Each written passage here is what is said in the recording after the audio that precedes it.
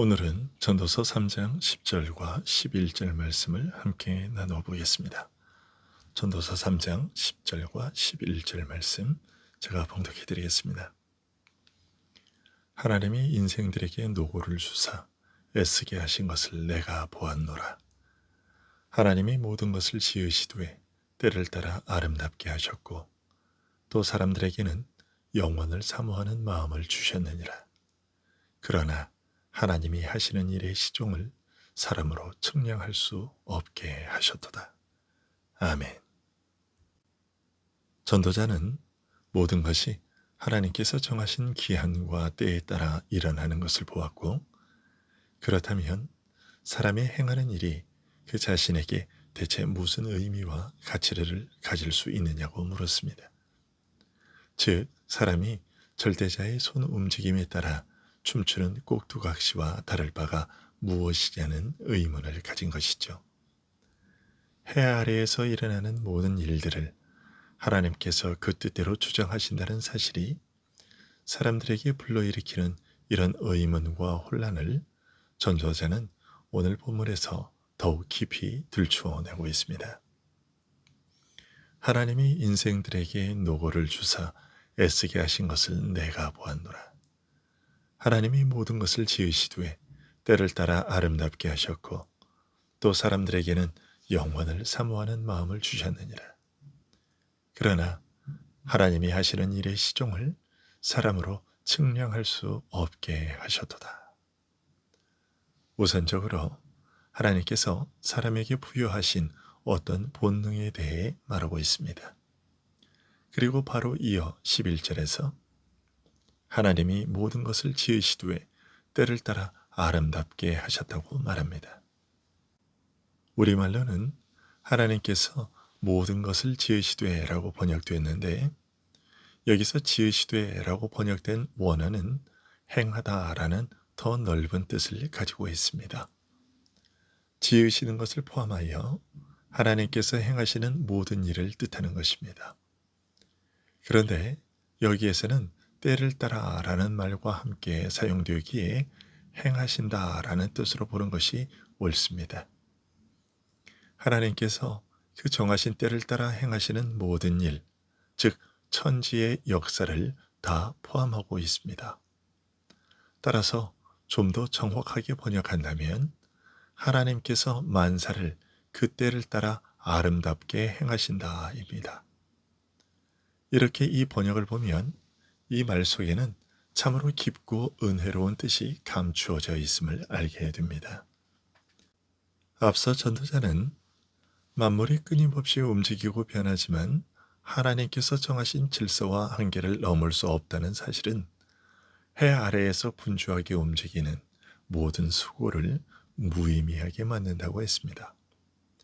그래서 해 아래에 수고하는 그 사람에게 무슨 유익이 있느냐고 물으며 모든 것이 헛되다고 했습니다. 그러나 지금 여기에서 전도자는 전혀 뜻밖의 놀라운 사실을 밝히고 있습니다. 하나님께서 정하신 기한과 때를 따라 행하시는 그 모든 것이 만물의 존재 이유와 목적, 그 의미와 가치를 박탈하는 것이 아니라 오히려 그 의미와 가치를 적극적으로 부여하고 있다는 것입니다. 내 인생과 모든 역사가 내 뜻대로 되지 않고 오히려 하나님의 뜻대로 되기 때문에 아름답다는 것입니다. 무지하고 악하며 어줍지 않은 내 뜻대로 되는 것이 아니라 영원하신 하나님의 선하신 뜻대로 이루어지기 때문에 내 인생과 이 땅의 역사가 의미와 가치를 지니는 것입니다. 사람의 인생이나 천지 만물의 역사가 오직 하나님 안에서만 그 참된 의미와 가치를 발견하게 된다고 말하고 있는 것입니다. 사람들은 흔히 무엇이든지 내 뜻대로 하는 것이라야 의미 있고 가치 있다고 여깁니다. 사람의 진정한 존재 가치는 자신의 의사에 따라 스스로 판단하고 결정하여 자아를 실현하는 것에 있다고 말하는 철학도 있습니다. 내 뜻과 상관없는 것들, 다른 존재에 의해 강요된 것들은 의미가 없다고 말합니다. 요즘은 특히나 이런 생각이 드라마나 영화나 강연을 통해 많이 널리 주장되고 있어서 사람들이 자기 뜻을 고집하고 내세웁니다. 그리고 그렇게 해서 자기 뜻이 관철되면 무슨 대단한 것을 얻은 것처럼 흡족해 합니다. 하지만 이런 사람은 인생의 가치를 자기 뜻을 이루는 데 있지 않다는 것을 알지 못하고 어줍잖은 자기 뜻에 집착하는 미련한 자일 뿐입니다. 그런 사람은 아직 세상에 속된 생각과 관행의 때를 보지 못한 사람이며 하나님 안에서 살아간다는 것이 무엇인지 잘 모르는 사람이라고 할 수 있습니다. 만사의 가치는 내 뜻을 이루는 데 있지 않고 하나님의 뜻을 이루는 데 있는 것인데, 그렇다면 무지하고 부패한 내 뜻이 이를 망치지는 않을까 두려워해야 하는 것이 더 지혜로운 태도가 아니겠습니까? 그래서 참으로 지혜로운 사람은 자기 뜻을 내세우려 하지 않고 늘 엎드려 하나님의 뜻을 묻고 확인하며 그 뜻에 순종하고자 합니다. 사람이 자기 뜻을 이루는 것을 그렇게 좋아하고 그것에 대단한 의무를 두는 습성은 대체 어디서 시작된 것일까요? 선악과를 먹으면 내 눈이 밝아져서 하나님처럼 될 것이라 하는 마귀의 유혹에 넘어간 인류 최초의 범죄가 바로 그 시발점입니다. 그런데 사람이 하나님을 떠나 자기 뜻을 이루어 살기로 결정한 결과는 무엇이었습니까? 고귀한 삶을 살게 된 것이 아니라 오히려 죄와 죽음과 마귀의 노예로 전락하고 말았습니다. 전체 인류의 역사가 악하고 더럽고 부패하고 추하고 비참해졌을 뿐입니다. 인생과 역사에서 진정한 아름다움과 참된 의미와 가치가 사라져 버렸습니다. 만물과 만사를 하나님께서 주관하신다고 말하면 항상 빠지지 않고 나오는 질문이 있습니다. 그러면 인간은 무엇인가? 하나님의 꼭두각시인가? 인간에게 자유는 있는가? 하는 것입니다. 전도자가 탄식한 말과 비슷한 내용의 질문을 듣게 됩니다. 하나님의 주권적 통치와 인간의 자유는 얼핏 논리적으로 상충되는 것처럼 보이고, 그래서 함께 수용하기 어려운 것으로 느껴지기 쉽습니다. 하지만 실제 삶과 현실 속에서 이와 비슷한 일들이 경험되고 확인되지 않습니까? 사람이 자신의 의사에 따라 판단하고 결정하고 행동하지 않습니까? 동시에 자신의 의사와 판단에 따라 결정한 것이 아님에도 불구하고 어떤 것을 행하게 되는 것도 경험하지 않습니까?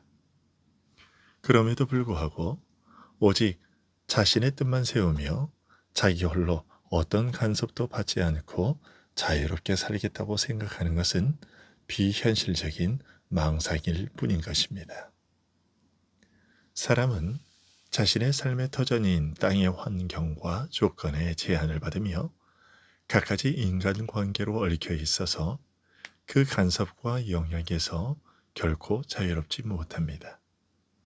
더 나아가 천사와 악한 영들과 마귀까지도 우리 삶에 개입하며 가장 근본적으로는 하나님께서 지금도 변함없이 통치하고 계십니다.